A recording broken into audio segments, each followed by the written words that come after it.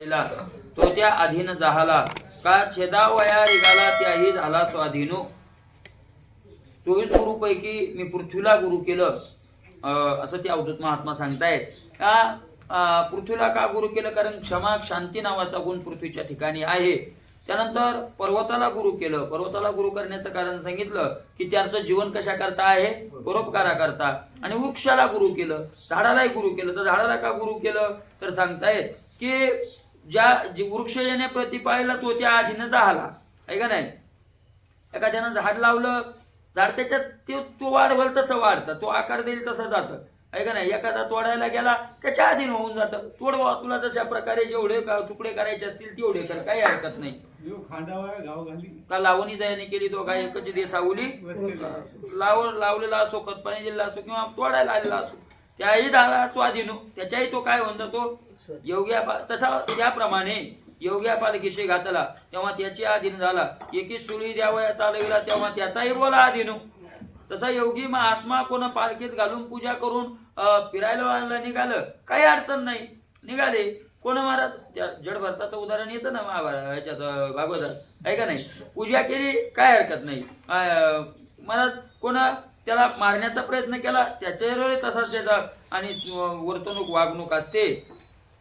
सांडून देहाची अहंता योगी अशी झाली पराधीनता. विश्व माझा आत्मा सर्वतान वर्ताच्या वर्तता बोला तो. सांडून द्यायची अहंता, कारण देहाचा अहंकार त्यांचा निघून गेलेला असतो. असा योगी महात्मा पराधीन झालेला असतो. विश्व माझा आत्मा सर्वथा, सर्व विश्व माझा काय आहे? आत्मा आहे. आणि अशा प्रकारे सर्वाच्या वर्तता बोला तो. अशा प्रकारे सर्व ते मीची आहे, त्याला की साधक बाधक न पाहे. त्याच्या बोला माझी राही वर्तता होय संतोषे. सर्व ते मीची आहे, त्याचा असा विश्वास झालेला असतो सर्व मीच आहे. आणि मग योग्य काय अयोग्य काय, अयोग्य आणि योग्य याचा कुठलंच काही ते विचार करत नाही. अशा प्रकारे जसा बोलेल तसं चला, भगवंताची इच्छा आहे, माझा परमात्माच त्याच्यात, ते काही अडचण नाही. प्राप्त जे जे सुख दुःख ते दे अद्रष्ट अधीन देख. आत्मा मानून सकळ लोकन पराधीन देख वर्तत. महाराज आपल्याला जे सुख प्राप्त होतं असा महात्मा विचार करतो. तो जे सुख दुःख प्राप्त होतं ते आपल्या अदृष्टामुळे होतं. दुसरं आपल्याला सुखही देत नाही आणि दुःखही देत नाही. म्हणून आत्मस्वरूप सगळे मानून पराधीनपणे ते महात्मे वर्ततात. सकळ लोके निजात्मता देखता झाली पराधीनता. हे वृक्षापासून तत्वतान परमात्मता शिकलो आहे का नाही. सगळ्या या विश्वात वागत असताना पराधीन जगणं असतं त्या महात्म्याचं. आणि अशी पराधीनता ही वृक्षापासून काय म्हणतात मी त्याचा शिक्षण घेतलेलं आहे, शिकलेलो आहे. आणखी एक लक्षण वृक्षापासून शिकलो जाण अतिथीचे पूजा विधान ते सावधान परियेशील. आणखी एक लक्षण पुन्हा झाडापासून वृक्षापासून मी काय झालो एक गुण घेतलेला आहे. तर तो कोणता गुण घेतलेला आहे तर अतिथीचं पूजन करणं. हे वृक्षापासून काय केलेलं आहे मी शिकलं. कसं अतिथीचं पूजन तर ऐका. अतिथी आल्या वृक्षापाशी वचनार्थून करीत्याशी पत्र पुष्प फळ मूळ छायशी त्वचा काष्टाशी देतसे. जे आपल्या जवळ आहे अतिथीला तो देऊन टाकतो. कोणी म्हणलं मला पालाच लागतो पाला घेऊन जाय, कोणी म्हणलं फांद्या लागतात फांद्या घेऊन जाय, कोणी म्हणतं मला गुड लागतं गुड घेऊन जाय, कोणी म्हणतात मला मुळं लागतात होय नाही पळसाचे काय मुळं लागतात म्हणले ते म्हणजे जा घेऊन. मग आता महाराज मुळं म्हणजे त्याचं जीवन आहे का नाही. पादपा 15व्या अध्यायात वृक्षाला पादपा म्हटलं आहे का नाही. पादपा तर ज्ञानोबा आहे त्याचा विस्तार करत असताना झाडाला पादपा का म्हणतात त्याचं कारण सांगतात. तो पायानं पाणी पितो म्हणून त्याला एक नाव काय आहे. कारण वृक्ष काय कशानं त्याच्यामुळं म्हणजे पाय त्यानं आणि मला पाय तोडून टाकतो आपण त्याचे, पण तो बिचारा काही म्हणत कधी म्हणलंय काय आपल्याला. वाळून जातात झाड पण काही म्हणत नाही. अशा प्रकारे कोणी फळं आले फळं घेऊन जा. जो वृक्षाशी प्रतिपाळी काजो घावो घालू ये मुळी दोहीशी मिळी पुष्पी फळी संतुष्टी. वृक्षाशी प्रतिपाळी आहे का नाही. काजो घावो घालू ये मुळी कोणी पालन करणारा असो का तोडणारा असो दोहीशी दोघांशी त्याचं समान वर्तन असतं. पुष्पी फळी संतुष्टी आलेल्या फक्त संतुष्ट करणं हे वृक्षाचं आणि जीवन आहे. अशा प्रकारचं त्याचं जगणं आहे. फुलांना असो फळांना असो तो संतुष्ट करत राहतो.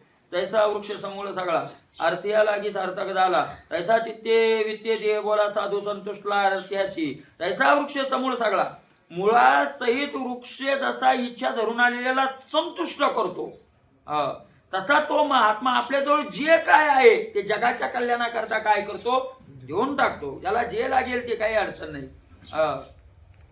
अतिथिशी नव्हे परांगमो, हा साधूशी गुण आलोके, अन्न धन उदक यथा सुखे देत असे.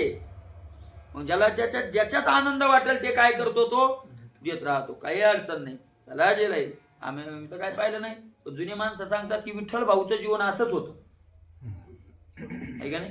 ज्याला जे लागतंय, ज्याला जे पाहिजे, ज्याची जी इच्छा आहे ती नाही म्हणायचं नाही. जे लागल ते काय तुम्हाला पाहिजे ते घ्या.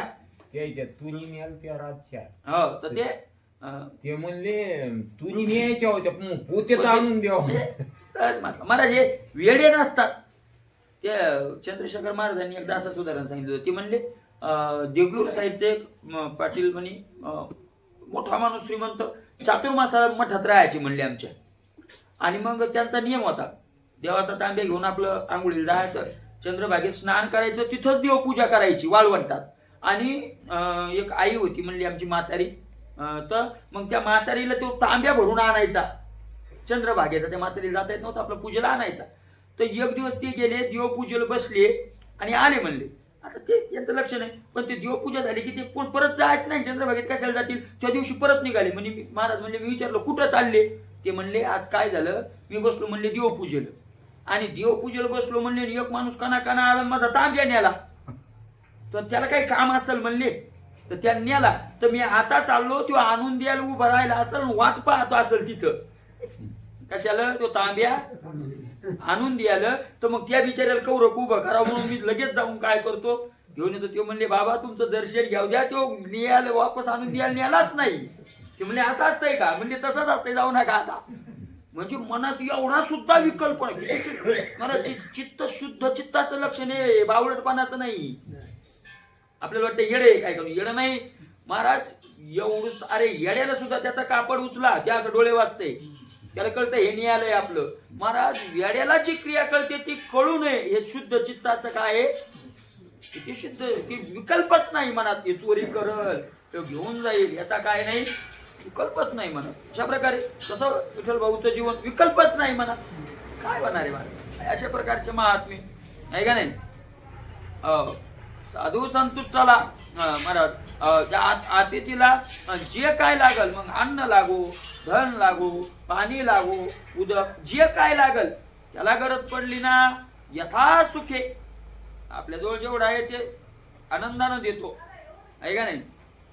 अर्थी आले अर्थावयासी, विमुख न व्हावे सर्वस्वेशी, हे शिकलो वृक्षापासून विवेकेशी निज बुद्धी. आणि मी झाडाकून वृक्षाकून हे शिकलो काय, इच्छा धरून आलेल्याची इच्छा काय करतो, जसा पूर्ण वृक्ष करतो तसं मी त्याच्याकडून तो गुण घेतलेला आहे. एवं पृथ्वी गुरु झाली अशी, तुझे गुरुत्व ते वायुशी, आले जे ते युक्तीशी ते ते पर्यशी नरदेवा. हे राजा, आता पृथ्वी अशा प्रकारे पृथ्वीचाच एक भाग असलेले वृक्ष आणि त्याचा दुसरा भाग असलेले पर्वत, तिघांना मी गुरु केलं. आता वायूला का गुरु केलं ते राजा ऐक. गुरुत्व जे वायुशी ते दो प्रकारे पर्यशी, एक तर प्राणवृत्तीशी बाह्य वायुशी दुसरे. वायूला मी जे गुरु केलेला आहे ते दोन प्रकाराने केलेला आहे. वायूला गुरु काय केलेला आहे, दोन प्रकाराने मी केलेला आहे. ते आता काय करतो आहे, एक प्राण जगवणं, एकोणाचं जीवन जगवणं एक वायूचं काम आहे.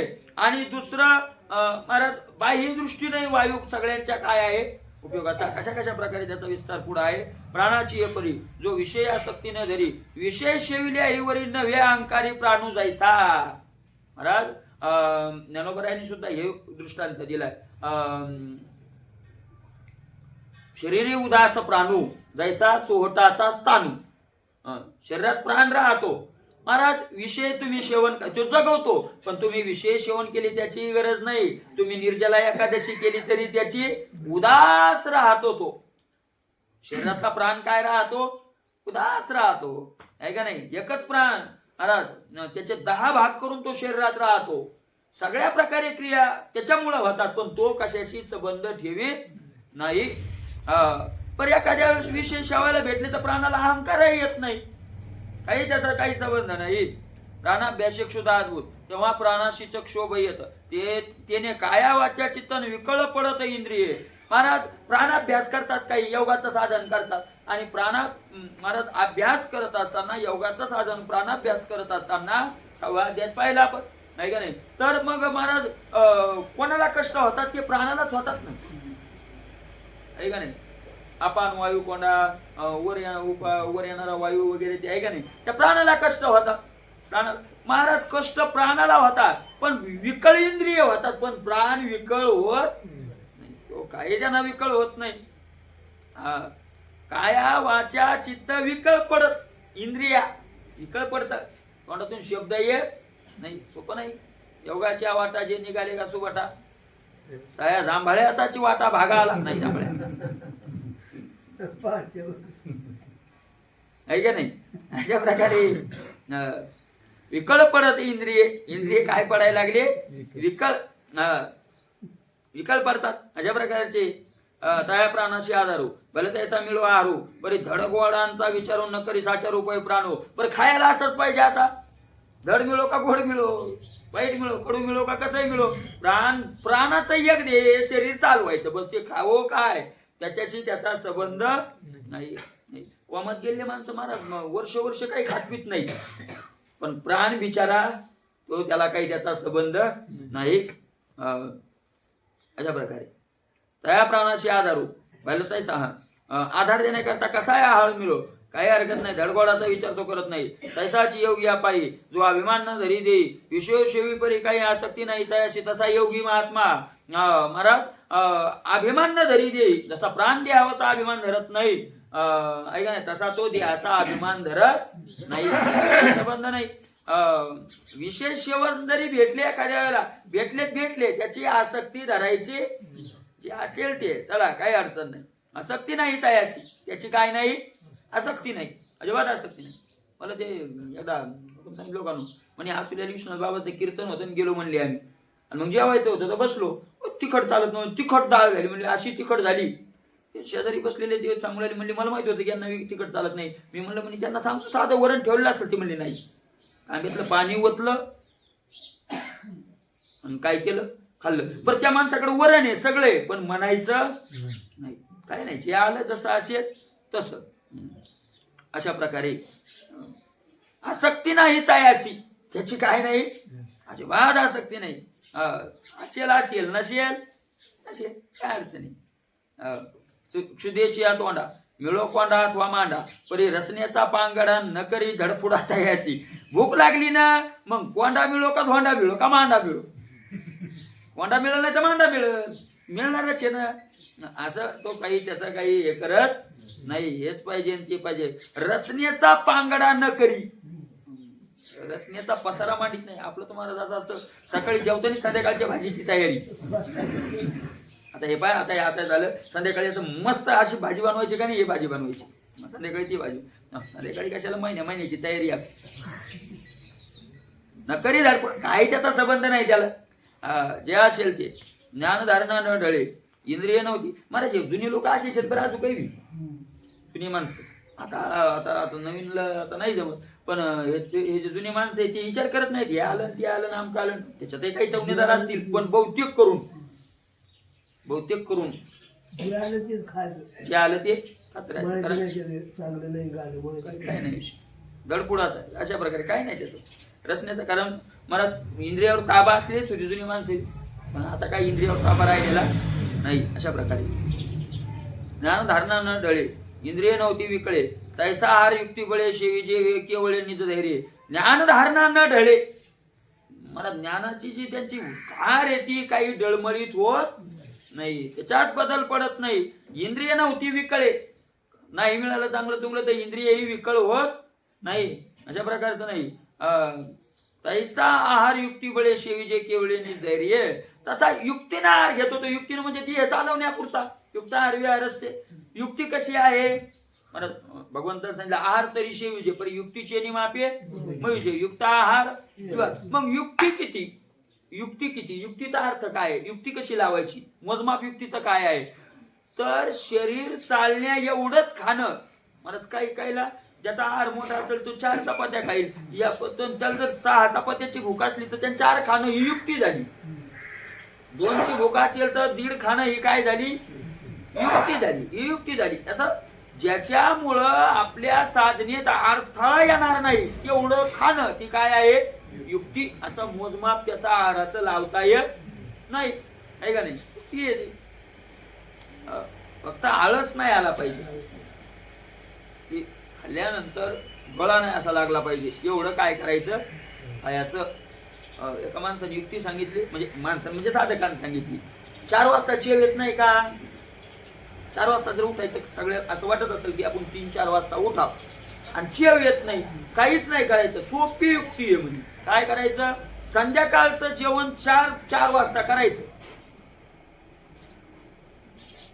संध्याकाळी आपण 8-9ला जेवतो का नाही? 7-8 नंतर जेवतो ना, तर 4-5ला काय करायचं? जेवायचं. बरोबर सकाळी 4ला भूक लागते, झोपच येत नाही. 4 वाजता जेवल्यावर सकाळी 2च्या नंतरच 2-3 वाजता मी करून पाहिलं तर 2-2:30 वाजतापासूनच पोटात आग पडतील. मग आग पडल्यावर झोप येते का? मग काय करायचं? मग आग पडल्यावर काय करायचं? काय नाही करायचं, आंघोळ करायची, नाश्ता करायचा, ज्ञानेश्वरी वाचायची, झालं.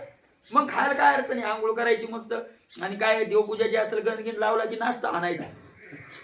एकदा आंघोळ करून नाश्ता आणल्यावर पुन्हा किती काही असलं तरी झोप येत नाही. सोपी युक्ती आहे, याला म्हणतात युक्ती. अशी युक्तीनं काय करत राहतात ते महात्मे जगत राहतात. आता 9 वाजता जेवलं आणि लगेच अंग टाकलं की सकाळी 9 पर्यंत ते जिरतच नाही. आहार तरी युक्तीची मग युक्ती तीच युक्ती आहे.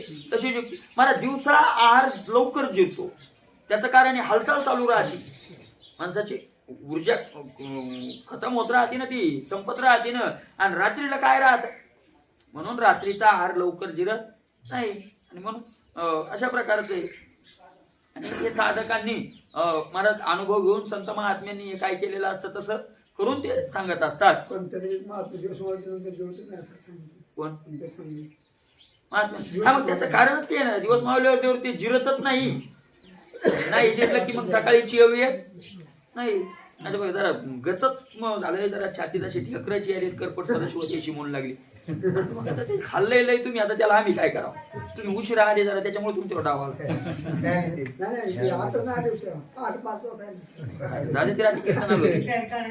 ज्ञानधारणा न ढळे इंद्रिय नव्हती विकळे. खायला नाही मिळालं म्हणून इंद्रिय विकळ होत नाही. अच्छा बघा, तैसा आहार युक्ती बळे सेविजे केवळ यांनीच धैर्य. आणि महाराज असा आहार सेवन करायला धैर्य लागतं. बापूराव महाराज परतूरकरासारखा आहार सेवन करायला काय लागतं? धैर्यच लागतं, धैर्य लागतं. नाही, एक बाजरीची भाकर पाण्यात चुरून खायची, मीठ नाही, काय नाही, मीठ नाही, पाणी नाही, मग मेथीची भाजी म्हणा, कोणती भाजी गरम करायची, नुसती तव्यावर नरम होऊ द्यायची, खायची. तुम्ही सांगतात लसण कांदा, मीठच नाही तर लसण कांदा कुठून आलाय त्याच्यामुळे बिमारी काहीच नाही. आहार सेवन करायला काय लागतं? धैर्य लागतं, धैर्य. अरे ते जमत नाही, सवय लागली शरीराला, जमत नाही. आता याच्यात विनोद बाबांनी सांगितले त्या दिवशी तेल बंद केलं, तेल काय खाल्लंच नाही 4-5 दिवस. नंतर थोडं हातपाय ठणकू लागले, चिकनगुनिया झाले, सगळीच बोटं हेन कांडेन सगळीच ठणकू लागली. मग असं डॉक्टर जवळ बसलो, मी सहज असं बसलो बराच टाइम. म्हणलं साहेब असं व्हायला, हातपाय ठणकायले. ते म्हणजे कसं काय व्हायला लागलं, आपण रक्त तपासू, काय झालं नेमकं, गरम अंग होतं काय, त्यांचे लक्ष नाही. म्हणलं काहीच होत नाही, हातपाय ठणकायले. म्हणजे खाण्यात काही बदल झाला का असं विचारलं. म्हणलं मी तेल बंद केलंय. मग तुम्ही कोण्या दवाखान्यात गेले राहत नाही, शरीराला जी सवय लागलेली आहे ते थोडं फार का होईना पण द्यावंच लागतं. मला तुमचं ध्यान आलं, म्हणलं कमाल आहे तुमची, तुम्हाला सवय लागली मला आता.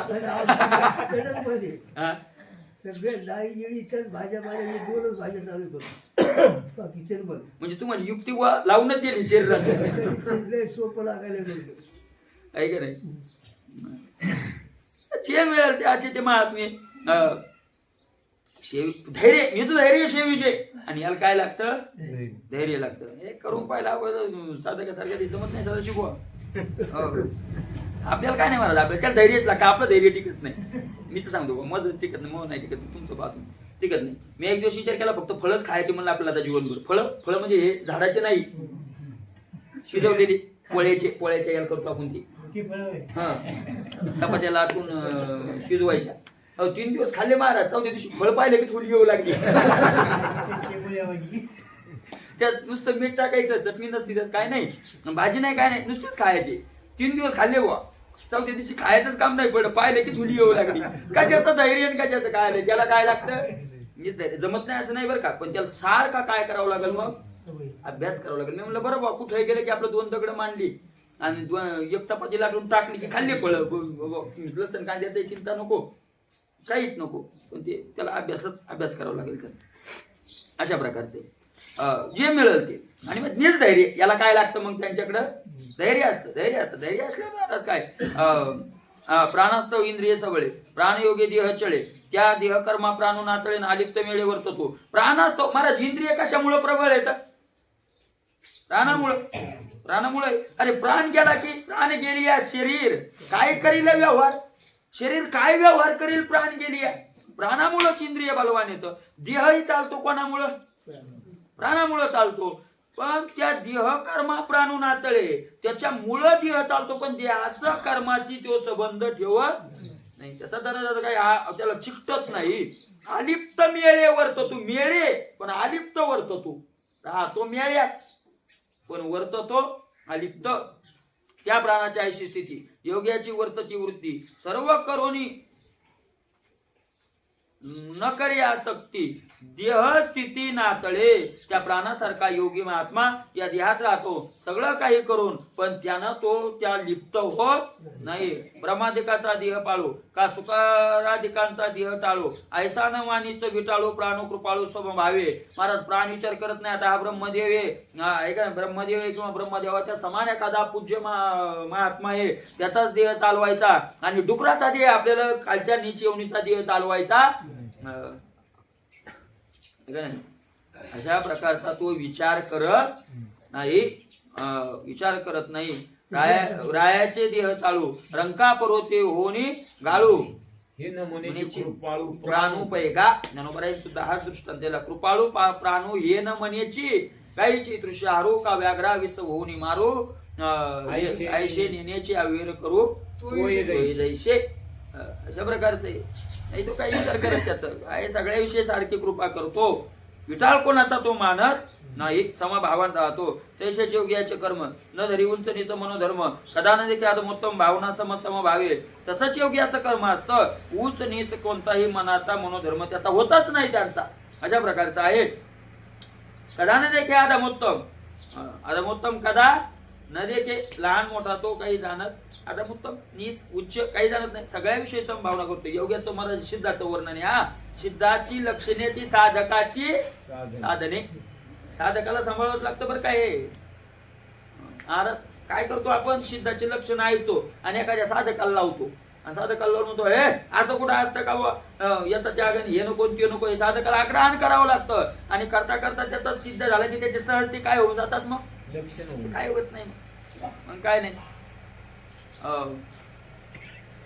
म्हणतात आम्हाला कळत नाही का सगळे देव आहे परी हे निंदितो स्वभाव.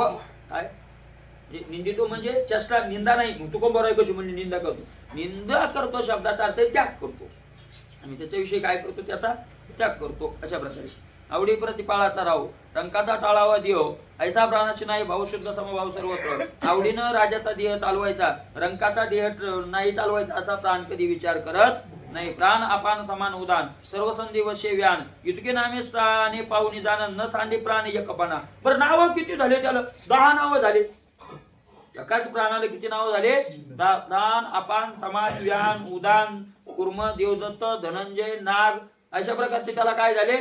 नाग कुर्म देवदत्त आणि धनंजय असे 10 नावं झाले. नावं 10 झाले, 10 ठिकाणं 10 झाली. एका ठिकाणी प्राण हे 10 प्राण एका ठिकाणी राहत नाही. त्याचे कार्य ही एक नाही. पण त्याचं कार्य काय काय ज्ञानोबांनी त्याचं वर्णन केलंय. वेगळे वेगळे कार्य येत पण त्याची एकात्मता त्यानं मोडू दिलेली नाही. अशा प्रकारचा आहे तो. तैसे उचनीच वर्णावर्ण अधमोत्तमादी गुणागुण देखोनी योगी आपण भावना परिपूर्ण न सांडी. तसं उच असो नीच असो आहे का नाही. मग हा मशको हा गजू की हा शोपचू हा दिजू अशा प्रकारचं तो त्याच्यात काही अधमोत्तमपणा मानत. सुनीचे व शोपाकेत पंडिता समदर्शिना पंडिता समदर्शिना. मग सुनीचे व शोपाकेच्या पंडिता तो कोणी असो त्याच्याविषयी काय आहे समदर्शिना. अशा प्रकारे तो सगळ्यात विषयी सारखा. त्याप्रमाणे प्राण वासून द्यावी तरी बाह्य वायूशी भेदन धरी तैशी योग्य भावना करेन बाह्य अभ्यंतरी एकदा. बरं, आतला प्राण बाह्याच्या प्राणाशी वैर करतो का? बाहेरच्या वायूशी अजिबात नाही करत. तसा योगी आंतरबाह्य समान दृष्टी असते त्याशी. ऐकता आंतरबाह्य म्हणजे आपण बाहेर समवागत असलो तरी आत आपल्या काय भरलेली असते? विषमता भरलेली असते कदाचित. असेल असंच नाही, पण नसेल असंही नाही. आपला असंही महाराजाचा माणूस पुढे आला, हो राम राम राम राम बाबा बाबा तुम्ही भेटले तेव्हाच भेटले, आणि पुढे गेले की साडेसाती कुणी कोण भेटली का? म्हणजे आत एक आणि बाहेर एक अशा प्रकारे. पण साधू तसं नाही, जे आत येते बाहेर आणि जे बाहेर येते आत, काय नाही समभाव. ऐकता साधूची चतुरी ते वायूच्या ऐशी दोही परी बाह्य आणि अंतर एके परिवर्तावे अशी साधू चतुर्थीनं वागतो. बाह्य आणि अंतर दोन्ही काय असते? एक आहे का नाही. प्राणावृत्तीची लक्षणे तुझं सांगितले संपूर्ण. आता बाह्य वायूची चिन्ह सावधानी. आता आतल्या वायूची प्राणाची लक्षणं सांगितली. 10 ठिकाणी राहून सगळं समानतेनं कार्य करून विषमता प्राप्त होतीच नाही. पुन्हा कशाविषयी लोभ धरत नाही. आता बाह्य वायूचं सांगतात. बाह्य वायूचं काय? वायू सर्वात स्पर्शून जाय परी हाडकाला कोठे न राही तैसे विशेष पाय आसक्त नाही योग्या. महाराज वायू स्पर्श करीत नाही असं कोण आहे? वारा कोणाला स्पर्श करीत नाही, पण कुठं अडकला, अडकून राहिला. वारं देव तुम्ही वारच नाही आला, मग वारं सुटलं बरोबर. त्याला विचारलं काय येतो काऊन नव्हता? भेटला मधात येऊ लागलो, पण चहा पाणी केली, नाश्ता पाणी झाली, बसलो तिथं जरसा गप्पा हानीत. असा वारा मानला कधी? तो कोणाच्याही कशानं किती अडकत नाही. अशा प्रकारे कोठे नाही तैसे विषय सेविता पाय आसक्त नाही योग्या. तसं चांगले विषय भेटले म्हणून राहिला 7-8 दिवस तिथं असा योगी कुठं अडकत नाही, अडकत नाही तिथं. अशा प्रकारे असून इंद्रियाचे निमेळे तो विषया माझी जरी लोळे खेळे तरी गुणदोष आसक्ती मिळेल बोधून मिळे तयाचा. इंद्रियात राहतो, इंद्रियाच्या मेळात, सगळा इंद्रियाचा मेळ सज्ज असताना आणि विषयावरी माझी जरी खेळे, आणि कुठे राहतोय? सगळा विषयात खेळतोय. तरी गुणदोष आसक्ती मिळे बोधून त्या विषयाच्या गुणदोषाच्या आसक्तीनं त्याचा ज्ञानात बोधात मलिनता येत नाही. तो विषयावरी जरी लोळे ज्ञानोबा राय म्हणतात. इंद्रियाचे निमेळे विषयावरी जरी लोळे तरी विकाराचे विटाळे लिंपीचे. त्या विकारानं तो लिंपतो होत नाही. अशा प्रकारे वस्त्रचंदन वनिता माळा सदा भोगिता विषय सोळा वायुना तुळे जेवी जाळा तेवी योगी वेगळा विषयाशी वस्त्र चंदन अष्टभोगीत ना सुगंध वनिता वस्त्रम गीतम तांबूल भोजनम क्षयाच कुसुमम चैवम भोगाष्टकम उदाहतम. त्यात असे भोग सांगितले. वस्त्र आहे, चंदन आहे, वनिता आहे, असे माळा आहे. सदा भोगिता विषय सोहळा, आणि सदा कशात पडलेला आहे? विषयाच्या सोहळ्यात पडलेला आहे. काही अडचण नाही. पण जाळ्यात जसं वारं अडकत नाही. किती बारीक जाळं केलं म्हणजे वारं अडकत? संसार सोहळे भोगिती सकट भक्ता त्याचे बळ विठोबा. किती जाळे म्हणले वायू वारं अडकणार आहे? तसा तो अडकत नाही, अडकत नाही. जैसे वाऱ्याने जाळे उडे बरी जाळे वारा नातुडे तेवी भोग भोगिता गाडी भोगी नातुडे येऊ घ्या. वारं दिसतंय जाळं उडालेलं, पण तो अडकत नाही. तसा भोगात असून तो भोगात अडकत तात्या वायूची भेटे सुगंध कोटी घाली ती मिठी त्याची आसक्ती नाही. कोटी उठा उठी सांडी तू वारा निघाला मोठा फुलाचा बगीचा लावलेला आहे सुगंधातून, मग सुगंध म्हणून राहिला का तिथं? राहिला नाही. तैसा आत्मते योग या पायी प्रवेशलाशे सर्वाधी देह गुणाश्रय पायी ठाईच्या ठाई तोचितो. तैसा आत्मत्वे तसा आत्मदृष्टीनं योगी काय करत राहतो? सगळ्याच्या हृदयात त्यानं प्रवेश केला राहतो. कारण सगळाच माझा कोण आहे? परमात्मा. कुठं अटकणार? काय त्याचा अडचणी? देहाचा गुण देहाच्या ठाई, देहा गुणाश्रय पायी ठाईच्या ठाई तोच येतो. देहाचा गुण अगा देहीचं कर्म देही, देहाचे कर्म देह करत राहील. त्याचा काय संबंध त्याला? निजात्मदृष्टीचे बळे तो देह गुणाशी नातुळे जैसा गंधावरी वारा लोळे परी नाकळे गंधाशी. आत्मदृष्टीनं आत्मदृष्टीच्या ठिकाणी निजात्म दृष्टी त्याला प्राप्त झालेली असल्यामुळे त्या बळानं आत्मज्ञानाच्या बळानं देह गुणाशी देहाच्या गुणानं तो लिप्त होत नाही. जसा वारा कशातही सुगंधानं सुद्धा अटकत तिथं थांबत नाही. त्याची परिपूर्ण आत्मस्थिती. राया मी सांगेन तुझं प्रती जैशी आकाशाची प्रतीतील सर्व पदार्थ आलिप्त आता तीच परिपूर्ण स्थिती कशी असते त्या महात्म्याची ती तुला राजा सांगतो. जसं आकाश सगळ्यात राहतं पण सगळ्यापासून काय राहतं, अलिप्त राहतं. सर्व पदार्थ समत्व या लागे आकाशाशी गुरुत्व, असंगत्व अभेदत्व निर्मळत्व जाणवणे, सर्व पदार्थी समत्व.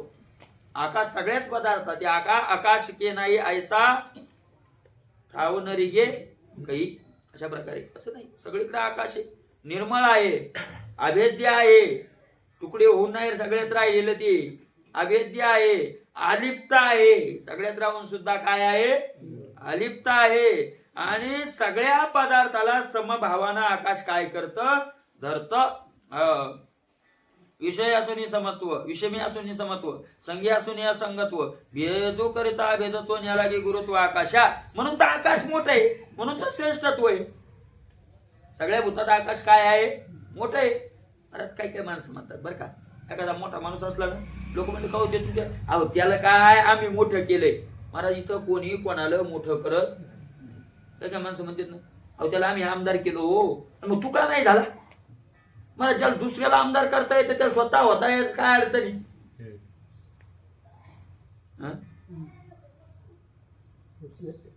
का होत नाही मग, दुसऱ्याला करता येतं म्हणलं. ज्याला दुसऱ्याला 5 लाख शेत घ्यायला देता येते त्याला त्या 5 लाख स्वतः का घेता येत नाही. तर याचा अर्थ आहे महाराज कोणी मोठं करत नसतं, मोठ्याला लोक मानत असतात. कोणी कोणा इथं न मानीची फुका कृपेविनी समाज कुणाला मोठं करत नाही, मोठ्याला समाज काय करत असतो, मानत असतो. अशा प्रकारचं आहे. ज्ञानोबा तुकोबरायला समाजानं मोठं नाही केलं, मोठे झाले म्हणून समाजानं मानलं, डोक्यावर घेतलं. आपल्या अशी भावना तशी तसं तसं कसं मोठं कोणी कोणाला कसं काय करू शकल. कोणी कोणाला मोठे करत नाही आणि कोणी कोणाला छोटे करत नाही. आपले अवगुण आपल्याला छोटं करतात आणि आपले गुणच आपल्याला काय करतात, मोठं करतात. आकाशाकडे गुण येतं म्हणून आकाश सगळ्यापेक्षा काय आहे, मोठं आहे, सगळ्यापेक्षा मोठं आहे. मोठेपणा आहे, गुरुत्व म्हणजे मोठेपणा. गुरु आणि लघु, लघु म्हणजे लहान, गुरु म्हणजे मोठा. अशा प्रकारे वैर सर्पा मुंगुसाशी आकाश द्वैचे हृदयवाशी, वैर निर्वळतात आकाशाशी तेथील ते योगी. मला सापातही आकाश आहे आणि मुंगसातही काय आहे, आणि तो काय तर शत्रुत्व आहे. पण आतलं आकाश कोणाशी शत्रुत्व धरत नाही, असा योगी राहतो.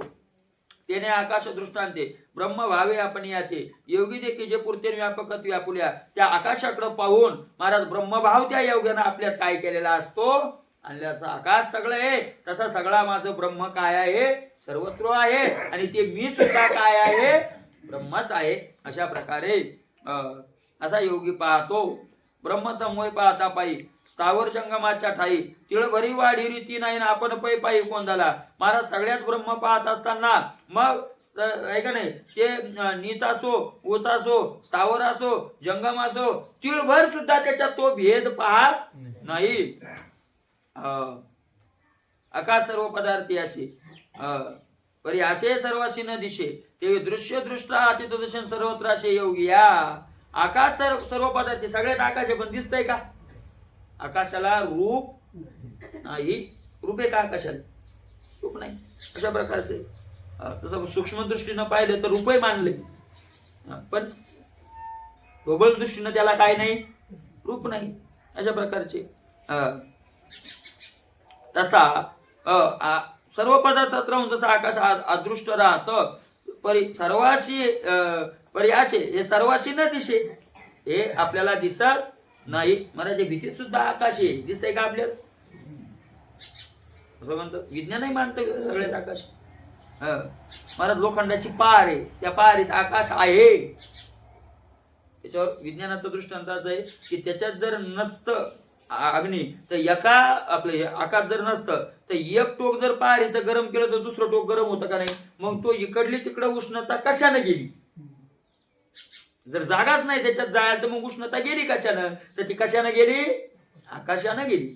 विजेत जर आकाश नसतं तर खिळा गेलाच नसता. पोकळीच नाही तर खिळा जाईल कुठून. आकाश म्हणजे अवकाश, पोकळी सगळीकडे आहे ते असं.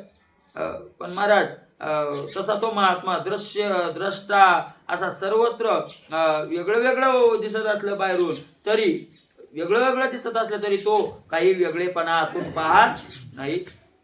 नव नकोचे साबळे जळे न बनव्याचे निजाळे नवता ज्वाळा वेगळे नाशे सगळे टवटवे भडा भडापा गारा पाड्या तरी आकाश कधी तुटलं. गारा पाड्याने तुटलं का? वनवा पेटल्याने जळालं का आकाश? डोंगर जळाले तर जळालं पण आकाश जळालं नाही. महाराज नवते ज्वाळा वेगळे असे सगळे टवटवे. बरं ज्वाळाच्या पासूनही वेगळं नव्हतं, त्या ज्वालेतही काय होतं?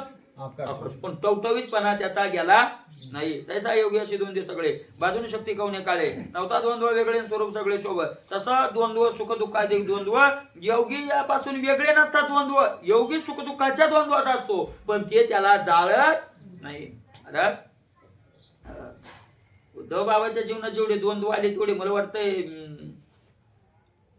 नुसतीले आपल्या जवळपास साधकाच्या एखाद्या आलेले महात्म्याच्या किती द्वंद्व आले उद्धव बाबाच्या जीवनात, किती द्वंद्व आले. मला तर वाटतंय त्यांच्या जीवनात मला सांसारिक दृष्टीने विचार केला तर सुख कमीच आलं. सांसारिक दृष्टीनं आपण ज्याला सुख म्हणतो संसाराच्या दृष्टीनं ते सुख त्यांच्याकडे पाहिलं तर कमीच आलं. जास्त काय आलं? दुःखच आलं. आता आपल्याला सगळ्याला माहिती नथुराम बाबाच्या जीवनात काय आलं? जास्त दुःखच आलं. दुःखच आलं, सगळं दुःखच आलं. पण महाराज त्याच्यानं ते कधी असे डळमळले नाही. काय बाबा महाराज कधी आपण गेलो उद्धव बाबाकडे, नथुराम बाबाकडे जास्त आपल्याला नाही संपर्क, पण नथुराम बाबा आपलं उद्धव बाबाकडे कधी गेलो तर ते एखाद्या कोण्या माणसाला म्हणजे कसो आता काय करावं अशी अडचणी म्हणलेच नाही. काय बाबा लय चिंता, आता कसं कराव काय करावं काहीच कळलं ना. आता याच्यातून काढा बाबा काही करून. शिवण पिढी हिमाचळा आगिशीन पोळे उन्हाळा देवी द्वंद्वाची हे माळा न पडे गळा साधूच्या. द्वंद्वाची माळ साधूच्या गळ्यात पडत नाहीच. मला काहीच संबंध नाही. कारण ते दुःखाकडे तिथे आत त्याचा प्रवेश झालेलाच काही या दृष्टीनं आपल्याला दिसतं. अशा प्रकारे उलट महाराज त्यांनी त्याचे उपकार मानले दुःखाचे. कारण कुंती मातेचं पहा तुम्ही उदाहरण माहिती सगळे दुःखाचे. अरे दुःखच नसतं तर देवा तुझी आठवण झाली नसती म्हणून माझ्या दुःखानं काय केले? माझ्यावर उपकार केले. अशा प्रकारचा आहे. महाराज गेले अशा प्रकारे दुःखानं महाराज उपकार केले. दुःखानं उपकार केले. एक माणूस होता असा आमचा विषय चालला होता शनी येतो ना माणसाला. तो म्हणे महाराज शनी चांगला का वाईट? म्हणलं वाईट. तो म्हणे सगळ्या ग्रहात चांगला ग्रह म्हणजे शनी. सगळ्या ग्रहात चांगला ग्रह कोणता आहे? शनी. तो किती दिवस असतो? शनी लागला एकदा की 7 वर्ष 7.5 असते म्हणजे 7 वर्ष असतो शनी. बरोबर आहे ना? 7 वर्ष असतो म्हणजे बरोबर आहे. अरे शनी काय करतो? विपत्ती आणतो, दुःख आणतो, संपत्ती ठेवत नाही, काहीतरी वाईट क्रिया करून घेतो काहीतरी. आणि महाराज जवळच्या नातेवाईक ज्याला आपण आपले म्हणतो ते शनीच दाखवतो तू खरे कोण येत. ते खरे कोण दाखवतं? शनीच दाखवतो. खुळखुळ गाडी चालल्यावर तर कोणी बसतंय बसते रे 2 मिनिटं. चाक पळल्यावर कोण कामाला येतं हे लक्षात येतं. गाडी चालल्यावर तर कोणी बसायला तयार आहे ना, पण चाक पळल्यावर खांदा लावून साठा उचलणारा भेटला तर तो खरा आपला. मग काय झाला?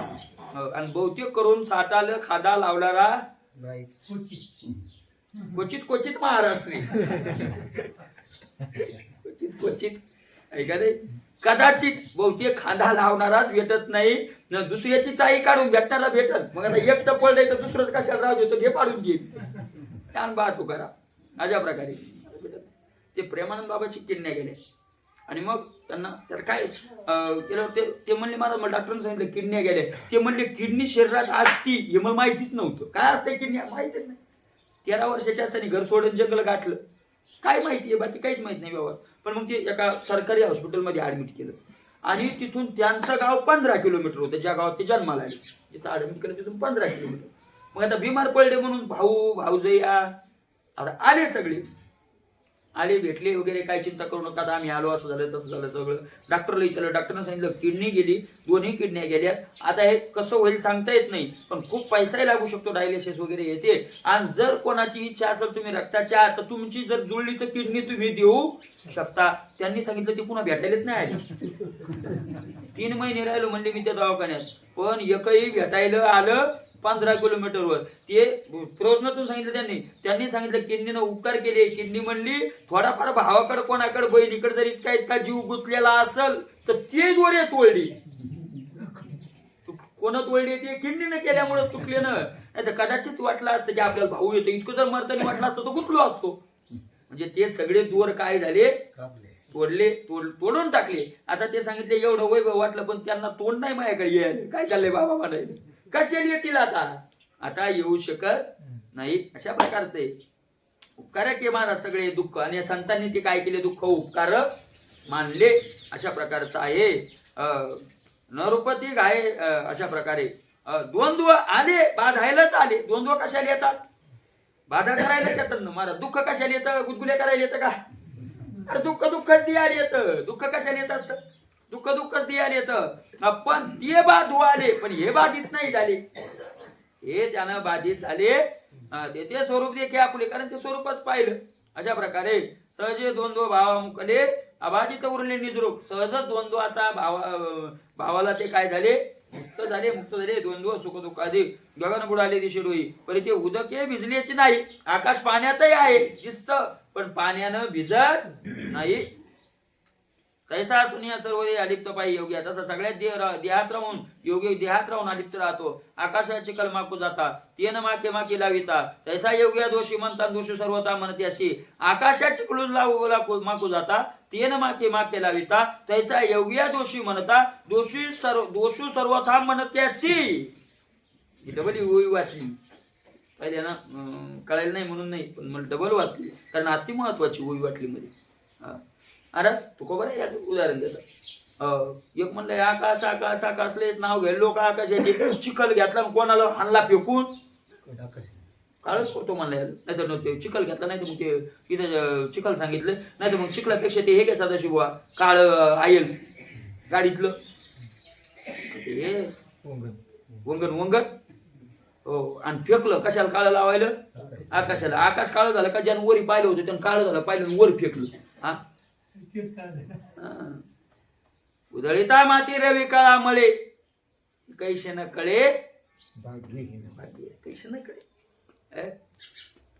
महाराज ऐका, आकाशाला चिखल वावरून त्याला काळ करायला जे जातात ते न माखे ते काळ होत नाही.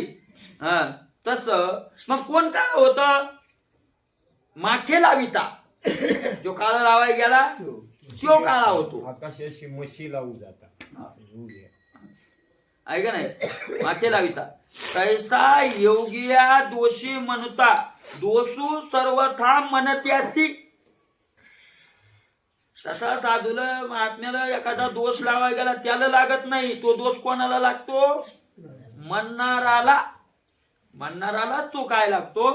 दोष लागतो. आणि तो दोष अबाधित असतो, बाद होत नाही. पाप उपपाप महापापाचे वगैरे पापाचे प्रकार केले तर असं सांगितलंय. पापाचे अनेक प्रकार आहेत, म्हणजे सूक्ष्म बारीक बारीक बारीक बारीक त्याचे अनेक प्रकार, उपपाप वगैरे अनेक प्रकार. त्यात महाराज असं पाप सांगितलं. असं पाप आहे का बुवा एखादं की जे कधीच नष्ट होणार नाही, कल्प जातील पण ते पाप नष्ट होणार नाही, असं पाप आहे का? तर सांगितलं साधूची निंदा केल्याचं पाप असे कल्प गेले तरी ते पाप कशानंच काय होत नाही, ना तीर्थात नष्ट होत, ना देवत्याचं पाप नष्ट. देव त्याचा सखा असला, जवळचा मित्र असला तरी ते साधूच्या निंदेचं पाप नष्ट करू शकत नाही. आणि एक साधूच्या पापाचं ते फिक्स डिपॉझिट आहे. कल्पच्या कल्प गेले तर त्याचं व्याज इतकं राहतं की ते व्याजच कल्प भोगावं लागतं. फिक्स काही महाराज लोकांनी काय केलं, 1 कोटी 2 कोटी बँकेत टाकली, महिन्याला 1 लाख 2 लाख त्याचं व्याज येतं, महिनाभर खर्चायचं, कोटीला कोटी कायम. तसं साधूच्या निंदेचं पाप, साधकाच्या निंदेचं पाप कोटीला कोटी कायम. फक्त कल्पाच्या कल्प काय भोगायचं? व्याजच भोगायचं, त्याचं सुटत नाही ते. तुम्ही म्हणला तीर्थात जात का? ऐकून घ्या. साधूचं पाप साधूच्या द्वेषाचं पाप तीर्थात जातं का सांगू का त्याला प्रमाण नाही मला माहित पण मी थोडं असा विचार आला मला साधूचं पाप तीर्थात जात नाही साधूच्या द्वेषाचं पाप ज्याचं झालेलं आहे तो तीर्थालाच जाऊ शकत नाही तीर्थात पाप जातं का म्हणायचं कारण नाही तो कुठं जाऊ शकत नाही तीर्थातच काही काही महाराज कशात तरी प्रकारे तीर्थ त्याला येऊ देत नाही अजिबात येऊ देत नाही पंढरपूर येऊ देत कारण पंढरपूरला पुंडलिकाने उपकार केले मूड पापी जैसे तैसे असे सांगितलं तो हात कमरवरचे काढायचे नाही पण मग पाप जात नाही ते पाप कुठंच जात नाही देव म्हणला पुंडलिकाला वर दिला तर येऊ देईल पण निर्मळ करीत नाही पंढरपुरात देव पुंडलिकामुळे येऊ देतो पुंडलिका काय म्हणले येऊ दे बाबा येऊ द्या उतरा द्यायला काशेला देव म्हणले ठीक आहे येऊ दे काय हरकत नाही पण ते साधूच्या निंदेचं सगळे पाप जातात महाराज तीर्थात पण ते पाप जात नाही दोषू सर्वथा म्हणत याशी त्याला तो दोष लागतो काय तुकोबाराय बोलले महाराज अरे बाप रे गात्यात एवढे तुकोबाराय खाली येऊन बोलले कोणाला साधूची निंदा करणारा तू काय म्हणे नाही साधूची मर्यादा पुढचं गाथ्यात वाचा शिवा सांगायची हिंमत नाही आपली तुकोबारायच्या गाथ्यात वाचा इतके खालचे शब्द तुकोबारायांनी वापरले अशा प्रकारचे गगनासोनी याजनी तुका म्हणे त्याचे दिवशी काय किती बोलले महाराज लय बोलले तुकोबाराय गगनासोनी याजनी मिळे ना जगनसनी तैसा योग्य सकळ कर्म करून कर्मठपणी न मिळे गगनासोनी याजनी म्हणून परमार्थिक जर आपण परमार्थिक साधन करत असू आणि खरंच भगवत प्राप्ती करता जर साधन करत असू तर मला साधकाला जर कोणी एखादा द्वेष देत असेल तर साधकानं चिंता करायची नाही नाराज व्हायचं कारण नाही असं समजायचं की त्याचा आता काळ म्हणजे वाईट काळ काय झालेला आहे कारण मला देवाला जो एखादा माणूस जर अनेक प्रकारानं अनेक वाईट करतो पण त्याचा मागच्या जन्मातल्या पुण्याचा घडा असतो म्हणून देवाला त्याचा नाश करता येत नाही पुण्य संपतो नाश करता येत नाही आणि ते पुण्य संपत नाही पाप तो वाढत जातं म्हणून महाराज भगवंत मग त्याला तशा वेळेला साधूचा द्वेष करण्याची काय देतो बुद्धी कारण किती पाप असलं तर साधूच्या द्वेषाने एका क्षणात पाप जळतं मी म्हणत नाही मला मी प्रमाणाने सांगेल तुम्हाला रामेश्वर शास्त्री दश ग्रंथी ब्राह्मण होते आणि महाराज 10 वेद आपलं 4 वेद आणि 6 शास्त्राचा अध्ययन करण्याचं पुण्य सामान्य पुण्य नाही ज्या वेळेला अंगाचा 10 सुरू झाला आमयपती बाबांनी गोड लिहिले 10 सुरू झाला आणि माऊलीच्या तिथं समाधी घेतली माऊली स्वप्नात आले तुकोबाराय सुद्धा गाथ्यात सुद्धा रामेश्वर शास्त्रींना सांगितले येऊन ठेवलंय महिपती बाबा नाही त्यांनी लिहून ठेवलंय जेव्हा विचारलं महाराज माऊलीला त्यांनी माऊली झाले प्रगट स्वप्नात माऊलीला विचारलं मी दशग्रंथी ब्राह्मण आहे मला एका फकीराचा शाप लागलाच कसा काय लागेल शाप तुम्ही लिहिलंय सती आणि सत्पुरु दानशीळ आणि याज्ञिक ये माझे निदाची धामे आणि मला कस काय शाप लागला तुमच्या वळव्या कशा खोट्या झाल्या माऊली म्हणले तुला माहित नाही का कशामुळे झालं त्याची तुझं काही घडली रे निंदा म्हणून हे बाधा उपजली काय त्याच्या मागचं आहे तुका सर्व श्रेष्ठ प्रिय अम्मा थोर जो का अवतार नामयाचा त्याची तुझं काही घडली रे निंदा म्हणून हे बाधा झाली तुझे अरे तुका सर्वश्रेष्ठ आणि प्रिय आम्हा थोर तू असतील दशग्रंथी पण तुका आम्हा प्रिय थोर ज्ञानोबाराय म्हणतात आम्हाला तू प्रिय नाही दशग्रंथी आम्हाला प्रिय कोण आहे तू दशग्रंथी असतील तुका प्रिय आम्हा थोरे ज्ञानोबारायांनी म्हणावं ज्ञानोबाराय महाराज इथं आता एक दुसरं लक्षात आलं हे मुद्दालय महत्वाचं आता लक्षात आलंय काय माझा ज्ञानेश्वर सगळ्यांनी म्हणलं आपण नेहमी कीर्तनातून महाराजांच्या मुखातून ऐकलं पण हे महाराज सांगतात जनाबाई म्हणतात सख्या माझ्या ज्ञानेश्वरा नाथ महाराजही म्हणतात माझा ज्ञानेश्वर तुकोबाराय म्हणतात माझा ज्ञानेश्वर पण ज्ञानेश्वर महाराज तुकोबारायाला म्हणतात माझा प्रिय तुकाराम तुका प्रिय आम्हा सर्वश्रेष्ठ तुका सर्वश्रेष्ठ प्रिय आम्हा थोर नुसता प्रिय नाही आम्हा थोर प्रिय सर्वश्रेष्ठ थोर प्रिय असा कोणता तुकोबाराय जो का अवतार याची तुझं काही घडली रे निंदा केलं महाराज तुकोबरायाचा एक क्षणात निंदा घडली मैपती बाबाली इथं दशग्रंथी ब्राह्मणाचं पुण्य एका एवढ्या निंदेनं खाग झालं, जळालं. रामेश्वर शास्त्रीने ते मान्य केलं. अशा प्रकारचे काहीच तिथं राहत नाही, सगळं काय होऊन जातं, जळून जातं. ते संत निंदा ज्याचे घर नव्हे ते यमपुरी. मोठे बांधित आकाशात म्हणून महाराज अशा प्रकारे संताच्या हेळने बाटले जे तोंड प्रत्यक्ष ते कुंड चर्मकाचे गगना सोनिया जनी मळेना जन तैशा योग्य सकळ कर्म करून कर्मठ पडले मिळे.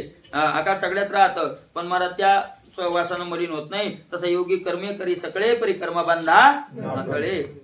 जैसन शिंपे जळी जळे सत्यवादी करी संसार सकळ. अलिप्त कमळ जळी जसे मोठे बांधिता आकाशात चारी पालव पडती रीते येवी कर्मी बांधिता योगी अत्यंत कर्म ते निष्कर्म. महाराज आकाशाला एखाद्यानं पालव बांधायला पडला तर चारी पदर त्याचे कमी पडतील, केवढाही असो त्याला बांधता येणार नाही. तसं कर्मानं जर योग्याला बांधायचा विचार केला तर कर्म योग्याला बांधू शकत नाही. अशा प्रकारे घटा माझी आकाशाशे ते वाच्यकीचे घटाकाशे पाहता घटासभा हे समर्शन आकाशाशे परिपूर्ण. घटा माझी घटातही काय आहे, आकाश आहे. आपण म्हणायचं घटाकाश पण ते घटापुरतं मर्यादित. घटा सभा हे समरसे आताही घटाचे आहे आणि बाहेरही भरलेलं आहे. आकाश परिपूर्ण आहे तैसा आत्मा म्हणती देही तो देहा सभा हे पायी देह मिथ्यात्वे ठाईचे ठाईंची मात्र पायी परिपूर्ण. तसा जे महात्मे आत्मा सभाही आहे, आताही आहे आणि आता आहे असं देहाकडे मिथ्यत्व दृष्टीनं पाहतात आणि सगळीकडं तो आत्मा पाहतात असं ते महात्मे असतात. पुंडलिक और हरिविष्णू